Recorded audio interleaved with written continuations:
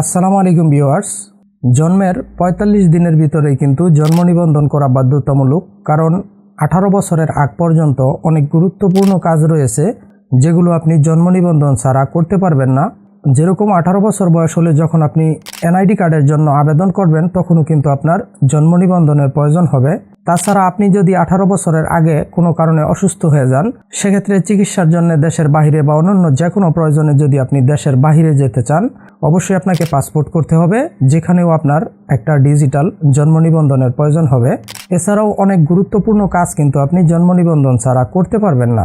তো আজকের ভিডিওতে আমি আপনাদেরকে দেখাবো কিভাবে আপনি আপনার হাতে থাকা স্মার্টফোনের মাধ্যমে চেক করবেন যে আপনার জন্ম নিবন্ধনটি ডিজিটাল করা আছে কিনা, এবং যদি ডিজিটাল করা থাকে সেটা কিভাবে আপনি ডাউনলোড করবেন। এসব বিষয়ে বিস্তারিত A to Z আজকের ভিডিওতে আমি আপনাদেরকে দেখিয়ে দিব। মূল ভিডিওতে যাওয়ার আগে রিকোয়েস্ট করব, এরকম গুরুত্বপূর্ণ ভিডিওগুলোকে মিস না করতে চাইলে অবশ্যই চ্যানেলটিকে সাবস্ক্রাইব করে ভিডিওর পরবর্তী অংশটুকু কন্টিনিউ করবেন। সর্বপ্রথমে আপনি আপনার স্মার্টফোন থেকে যে কোনো একটি ব্রাউজার ওপেন করে নেবেন। আমি গুগল ক্রোম ব্রাউজার ওপেন করে নিলাম। তারপর এখানে সার্চ বা ইউআরএল বারে আপনি এই অ্যাড্রেসটা টাইপ করবেন, everify.bdris.gov.bd। এই অ্যাড্রেসটা টাইপ করে আপনি জাস্ট ইন্টার প্রেস করবেন। আপনাদের সুবিধার্থে আমি এই অ্যাড্রেসটি এই ভিডিওর ডিসক্রিপশন এবং ফার্স্ট কমেন্টে পিন করে দিব। আপনারা চাইলে সরাসরি ভিডিওর ডিসক্রিপশন থেকে লিঙ্কে ক্লিক করে এই ওয়েবসাইটটি ওপেন করে নিতে পারবেন। তো লিঙ্কে ক্লিক করার পর ঠিক এরকম একটি ইন্টারফেস ওপেন হবে। এখান থেকে প্রথমে উপরের দিকে বার্থ রেজিস্ট্রেশন নাম্বার, এখানে আপনারা আপনাদের জন্ম নিবন্ধন নাম্বার দিয়ে দিবেন। তারপর নিচের দিকে ডেট অফ বার্থ, এখানে আপনারা আপনাদের জন্ম নিবন্ধনের যে জন্ম তারিখ রয়েছে সেটি উঠিয়ে দিবেন। তার নিচে এখানে দুইটি সংখ্যা দেয়া থাকবে আলাদা আলাদা, মধ্যে দেখতে পাচ্ছেন প্লাস চিহ্ন দেওয়া রয়েছে। জাস্ট আপনারা এই দুই সংখ্যার যোগফল নিচের ঘরে উঠিয়ে দিবেন। তারপর নিচ থেকে সার্চ অপশনে ক্লিক করবেন। দেন এরকম ভাবে কিন্তু আপনাদের জন্ম নিবন্ধনটি শো করবে। দেখতে পাচ্ছেন এখানে আমরা একটি জন্ম নিবন্ধন দেখতে পাচ্ছি। তো এখন এখানে যাদের জন্ম নিবন্ধন আসবে না বা শো করবে না তাদের কি করণীয় সেটা আমি পরে বলছি। তার আগে দেখিয়ে দিচ্ছি কিভাবে আপনারা জন্ম নিবন্ধনটা এখান থেকে ডাউনলোড করবেন। তার জন্য আপনারা সরাসরি উপরের দিকে রাইট সাইডে যে 3 ডট রয়েছে এখানে ক্লিক করবেন। এখান থেকে শেয়ার অপশনে ক্লিক করবেন। তারপর প্রিন্ট অপশনে ক্লিক করবেন। এখন এখান থেকে উপরের দিকে এখানে একটি অপশন রয়েছে সেভ এস পিডিএফ, এখানে ক্লিক করবেন।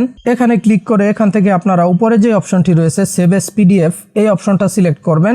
তারপর এখানে উপরে রাইট সাইডে একটি সেভ আইকন রয়েছে, এখানে ক্লিক করবেন। এখানে ক্লিক করার পরে এভাবে আপনাদের ফোনের ফাইল ম্যানেজারটি ওপেন হয়ে যাবে। জাস্ট এখান থেকে আপনারা আপনাদের কাঙ্ক্ষিত ফোল্ডার সিলেক্ট করে নিচ থেকে সেভ অপশনে ক্লিক করবেন। দেন এখানে আপনাদের এই জন্ম নিবন্ধনটি আপনাদের ফাইল ম্যানেজারে সাকসেসফুলি পিডিএফ আকারে সেভ হয়ে যাবে। আমি আপনাদেরকে দেখিয়ে দিচ্ছি। আমি যদি আমার ফোনের ফাইল ম্যানেজারে চলে যাই তো দেখতে পাচ্ছেন বার্থ সার্টিফিকেট পিডিএফ। এখান থেকে যদি আমরা এটা ওপেন করি তো আমাদের জন্ম নিবন্ধনটি কিন্তু সাকসেসফুলি এখানে পিডিএফ আকারে সেভ হয়ে গেছে। এখন এটা আপনারা চাইলে যে কোনো একটা কম্পিউটার দোকান থেকে প্রিন্ট করেও কিন্তু ব্যবহার করতে পারেন, অথবা ডিজিটালি পিডিএফ আকারেও কিন্তু ইউজ করতে পারবেন। আর এখানে যাদের জন্ম নিবন্ধন শো করবে না তার কয়েকটি কারণ থাকতে পারে। প্রথমত, হয়তো আপনার জন্ম নিবন্ধনটি ডিজিটাল করা নেই। দ্বিতীয়ত, আপনার জন্ম নিবন্ধন নাম্বারের সংখ্যা কিন্তু অবশ্যই 17টি হতে হবে। এছাড়াও আপনি যদি এখানে তথ্য দিতে কোথাও ভুল করেন সেক্ষেত্রেও কিন্তু আপনার জন্ম নিবন্ধন শো করবে না। এছাড়াও যদি আপনার জন্ম নিবন্ধনটি ডিজিটাল করা না থাকে সেক্ষেত্রেও কিন্তু এখানে শো করবে না। তো আপনি অবশ্যই আপনার জন্ম নিবন্ধনটি ডিজিটাল করে নেবেন। ডিজিটাল করে নেওয়ার পর কিন্তু এখান থেকে খুব সহজেই আপনারা আপনাদের জন্ম নিবন্ধনটি চেক করতে পারবেন বা ডাউনলোড করতে পারবেন।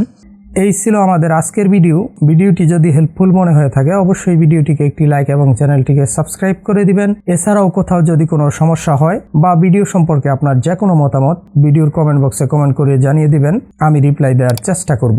আজকের মতো আমি জাহাঙ্গীর এখানেই বিদায় নিচ্ছি। সবাই ভালো থাকবেন, সুস্থ থাকবেন। আল্লাহ হাফেজ।